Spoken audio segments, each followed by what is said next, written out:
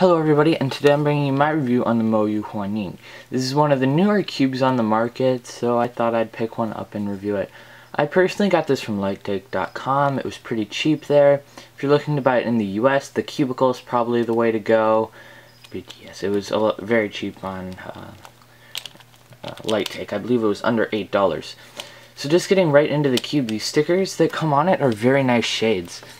I felt no need to change them until I actually got the cube in my hands and realized that they were misplaced and a bit small. So I'm going to be replacing the stickers on this quite soon actually with fitted ones from the cubicle, which you can pick up there for very cheap. Just getting straight into turning on the puzzle, it has a crisp yet very smooth feel. When you're turning it, it's kind of hard to describe. It's very snappy, but not annoying much. It's a quite loud cube, but that doesn't really bother me.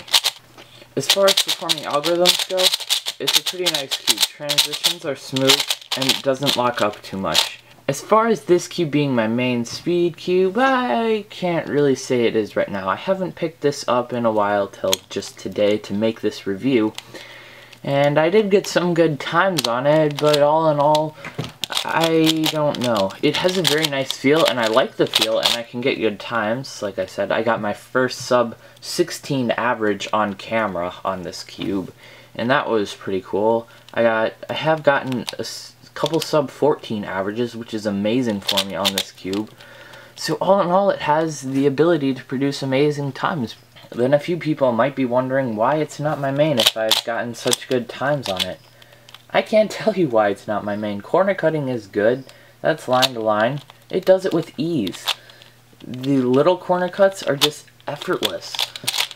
But I don't know. There's something about it that I can't quite put my finger on that just keeps it from being my main.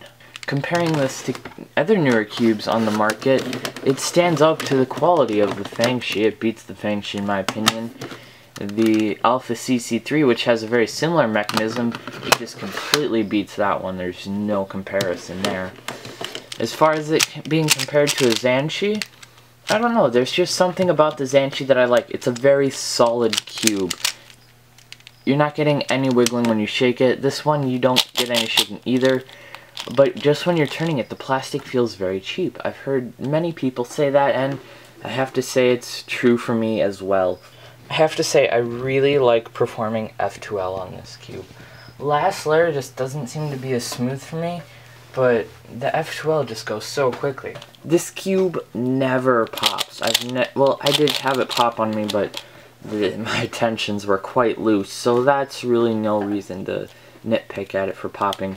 It has these torpedoes in it that fit under the corners, and then this that goes under the center, so it's really not going to come out. But if you take that torpedo out, the cube will undoubtedly pop. Another thing a lot of people have been raving about is the openness of these corners and how they just cut over everything because there's nothing to block it.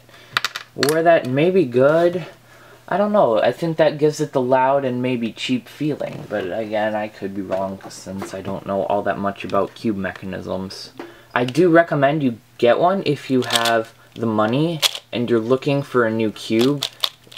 But there is also the new MoYu cube, the HuanYing, which I think might be better, but I can't say that it would or would not be since I do not have one yet. So all in all, this is an amazing cube. Until I just do random scrambles to it here, there's just minimal locking up. You do get corner twists sometimes, but they're rare if you keep your tensions tight enough. If your tensions are really loose at all, you're going to get corner twists, which is kind of annoying. It's one of the main problems with the other cubes like the Fangshi.